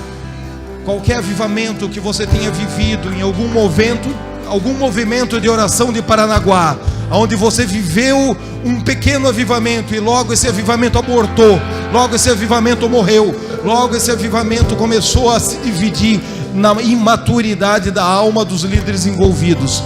Volte lá agora e perdoe. Volte lá agora e peça perdão se você foi o profeta imaturo daquela ocasião. Anjos que foram enviados, eles estão parados, eles estão posicionados nas praças, nas ruas, nos templos, nos prédios, de braços cruzados. Espírito Santo de Deus, dá uma ordem que esses anjos venham se conectar conosco no altar dessa igreja. Toda herança de avivamento que abortou, toda herança de avivamento que dormiu, que morreu, ressuscita através da nossa instrumentalidade agora. Estamos disponíveis para isso. Estamos disponíveis para isso. Maior do que o avivamento de oração que trouxe a existência a primeira Assembleia de Deus em Paranaguá. Maior, glória dobrada, a unção doble, a unção dupla, a glória da segunda casa, através da nossa instrumentalidade aqui nesse lugar, aqui nesse altar. Maior do que os avivamentos que deram origem às primeiras igrejas do Evangelho Quadrangular em Paranaguá. Nós honramos a memória dos pioneiros, nós honramos a memória desses homens, nós honramos o legado de cada um deles, mas nós pedimos que o Espírito do Senhor nos treine para não reproduzirmos os erros, os pactos, as alianças que entristeceram o Senhor. Anjos que ficaram aparelhados, acorrentados, vocês são livres. Unam-se a essa casa para uma grande e poderosa janela de crescimento, de aceleração, de avivamento. Batismos, batismos, batismos. discipulado, mentoria, cura interior, libertação, provisão financeira.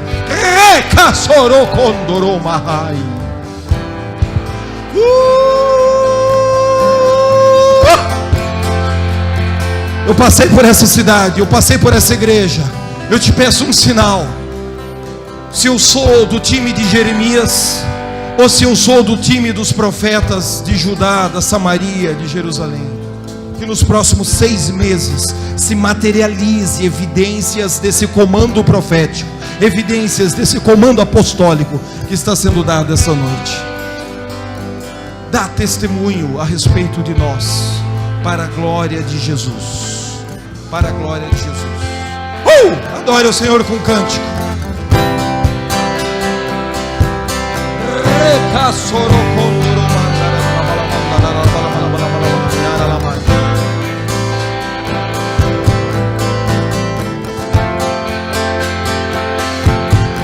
Eu só quero estar, eu só quero estar, eu só quero estar aonde está o meu Senhor. Eu só quero estar, Eu vou aproveitar os intercessores da galáxia que vieram comigo, lá de Joinville, Santa Catarina, os maiores comedores de pastel da galáxia. Eles vão me ajudar a impor as mãos e a orar por vocês. Os intercessores dessa casa, Selmo, chama os intercessores dessa casa aqui no altar. Rapidamente nós vamos ungir e orar por vocês. É um comando de oração. Não é para fazer toda a cura interior, toda a libertação. Não é meia hora de oração, a não ser que Deus revele. Se Deus mandar, tem que obedecer. Não tem como não fazer se Deus mandar. Mas sem uma revelação específica, unção com óleo, um comando. Agente de avivamento para Paranaguá, instrumento de avivamento para essa cidade, espírito de aceleração profética, crescimento evangelístico, batismo, conversão, almas.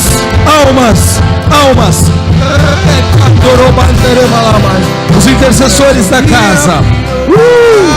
Enquanto isso você adora a Deus. Enquanto isso você adora a Deus. Adora a Deus, adora a Deus. Provisão financeira para essa semana. Se Deus revelar enfermidade, é um comando de cura. Se Deus revelar demônio, é um comando de libertação. Estenda suas mãos como alguém que vai receber um presente e pode preencher esse espaço aqui na frente. Venham pertinho. Não é obrigado a receber em posição de mãos, mas se quer receber lateralmente, se espalhem aqui e adore a Deus. Invoque a Ele. Obrigado, Deus, por essa reunião, por essa igreja, por essa palavra. Obrigado a Deus por esse comando que foi dado aqui. Opera agora os sinais, os fenômenos. Comece a invocar o Espírito Santo. Raios, trovões, relâmpagos, do alto da tua cabeça à planta dos pés. Daqui a pouco alguém vai chegar aí, vai ungir a sua testa e vai dar um comando no seu ouvido. Não espere que eles façam por você na oração o que você não fez. Não. Você está adorando, você está invocando, você está incubando fé. Coloque o teu espírito numa incubação criativa de fé. Eles vão ungir e dar uma palavra. Receba no espírito. Venho a mim. Com os teus olhos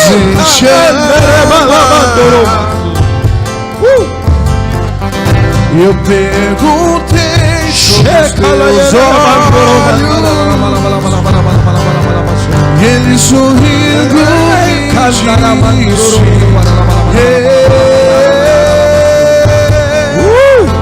que o fogo nunca morre, o fogo nunca apaga. Nunca pagará.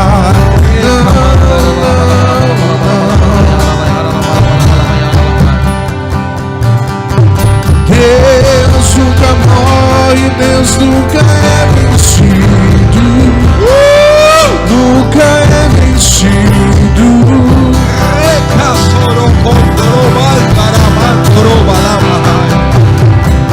Flua o teu rio, Existe um amor, fogo e eletricidade. mais ciumento que a morte.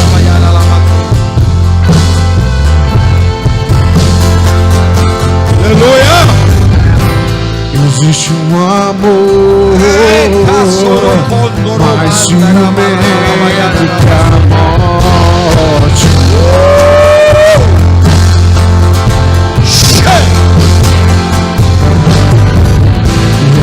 Semana de resultados financeiros, semana de definições, contrato seja assinado, comissão seja paga, o dinheiro se materialize na conta bancária. Esse amor veio a mim. Abundante provisão, abundante provisão, Os teus abundante provisão. olhos em chama. Eu perguntei sobre os teus olhos e ele sorrindo me disse: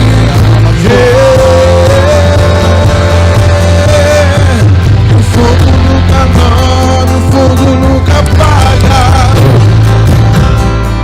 nunca apagará. Não, não. Deus nunca morre, Deus nunca é vencido, nunca é vencido.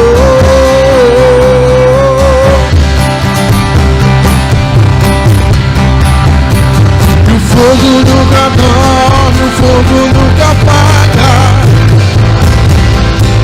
nunca apagará. Não, não.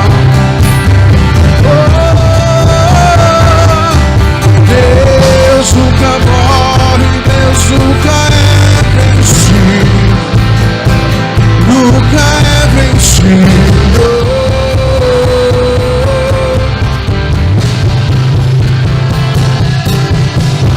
O fogo nunca morre, o fogo nunca apaga, nunca apagará. Não.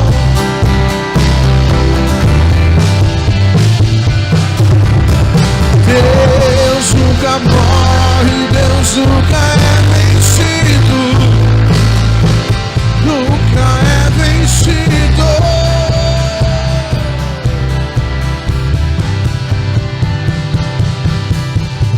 Alto, mais alto, alto, mais alto, levantamos o teu nome. Levantamos o teu nome, alto, mais alto, alto, mais alto.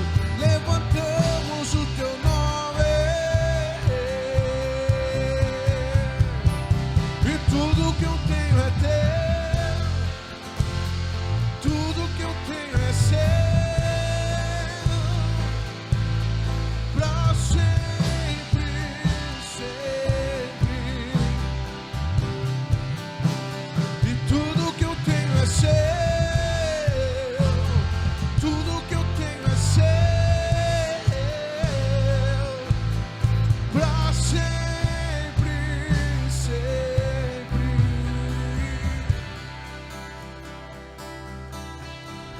Alto, mais alto, alto, mais alto, levantamos o teu nome, levantamos o teu nome, alto, mais alto, alto, mais alto, levantamos o teu nome. Levantamos o teu nome, alto, mais alto, alto.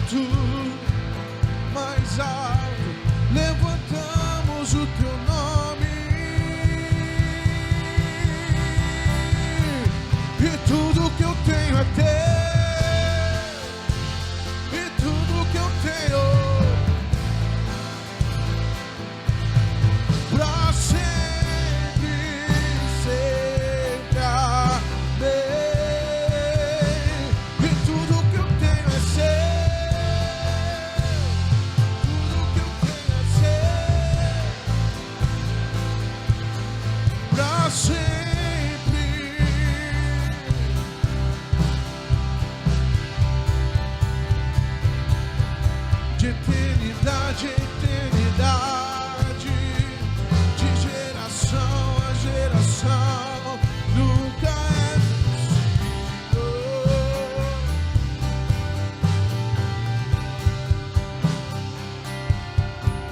De eternidade em eternidade, de geração a geração, nunca é vencido.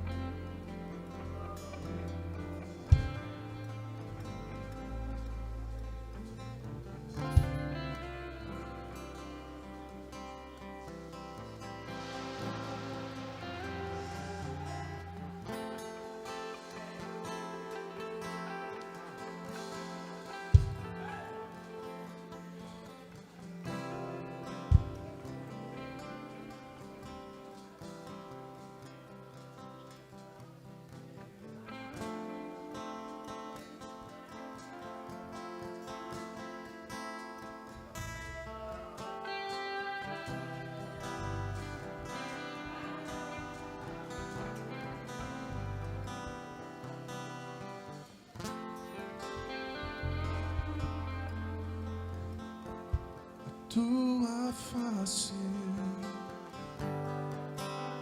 queremos ver tua presença, queremos ter a tua face,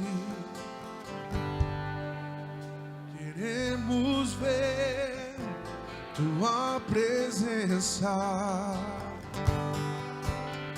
Queremos ser, então vem, amado, vem.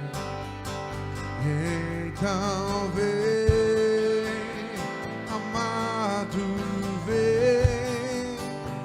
E então vem, amado, vem. E então vem, amado,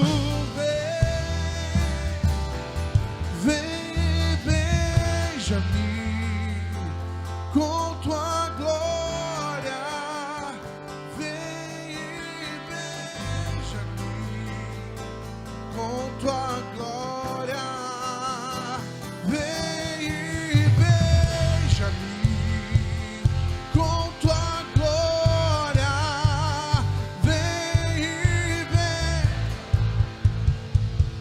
com tua glória. Deixa o teu rio fluir, deixa o teu vento soprar, deixa o teu fogo queimar até me consumir. Deixa o teu rio fluir, deixa o teu vento soprar, deixa o teu fogo queimar.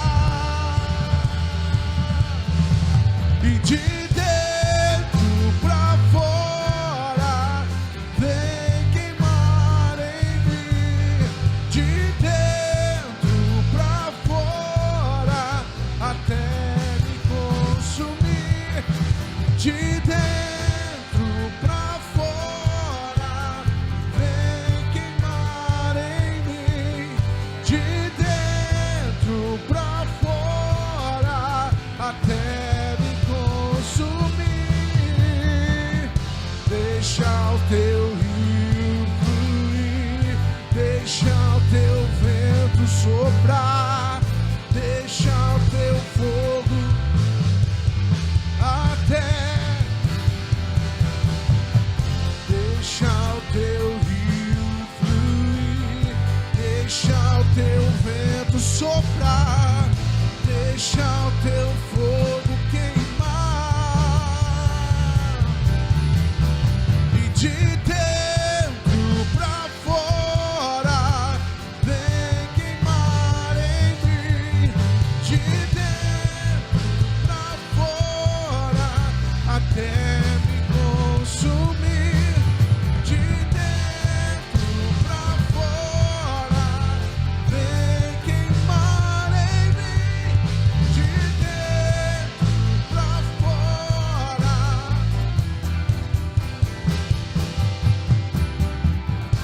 Deixa o teu rio fluir, deixa o teu